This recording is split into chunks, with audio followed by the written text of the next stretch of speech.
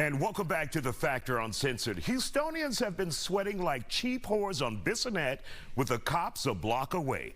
We got humidity in triple digits riding us all night long like a cheap date. My next guests have advice on how to keep that ass cool and safe like a mint-flavored sanitized condom.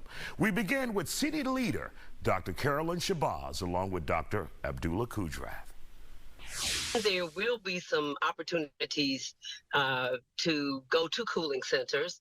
There's the libraries will actually be opening for the weekend, for on Saturday, and people can go there.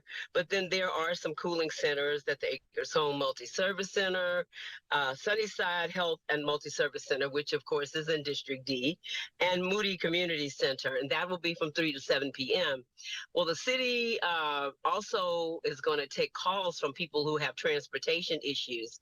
They can call 311 and they can either be allowed to ride Metro free, or they can arrange Z trips to and from the cooling centers. So we're very mindful of how people's health can be impacted by this heat, and we're asking them for the most part to stay in. And we realize that some people are challenged and they do not have air, but we have provided cooling centers. You can actually go to the mall or to the movies or some of the inside public venues, and you can get some type of relief from this heat that is just so unusual in June.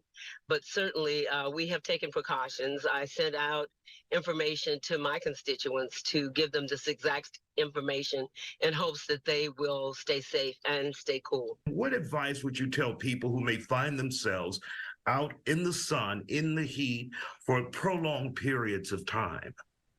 Yeah, that's right, Isaiah. It's not just uncomfortably hot. This is downright dangerous. So it's really important that anybody who works out in the heat take frequent breaks, get out of that sun, stay hydrated, and watch for the signs of heat exhaustion or heat stroke. If they start having profuse sweating, if they start getting headache, confused, or too tired and weak, it's time to get out of that heat.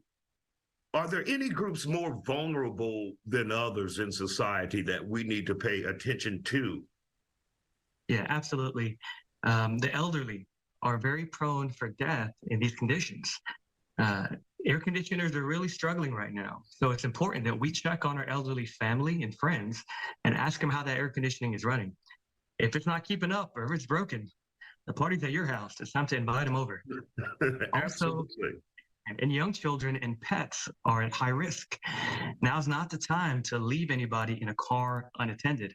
Within a few minutes, it's going to get over 130 degrees, which is deadly. Absolutely. And many of us take for granted that, you know, your young kids who are able to go outside and play, and we'll just leave them outside all day. Is that a smart move if it's this hot outside? You know, kids are resilient, but these are record-breaking temperatures. So if we're going to take a break from outside activities, I think this is going to be the week, because kids may not feel the signs. They might push it a little too much. And we don't want to end up putting them in a hospital or even worse outcomes. So it's best for this week to stay inside. And of course, it goes without saying, you've got to stay hydrated. Absolutely, because you'll be surprised how much water you can lose from sweating. Mm-hmm. And we don't realize that. So we got to drink more water. If you're going to be out in the sun, you got to really avoid caffeinated drinks, because that's going to make you urinate and pee out more water. So you're going to have to overcompensate with more and more water. Make sure you're careful out there this weekend. It's going to be really hot.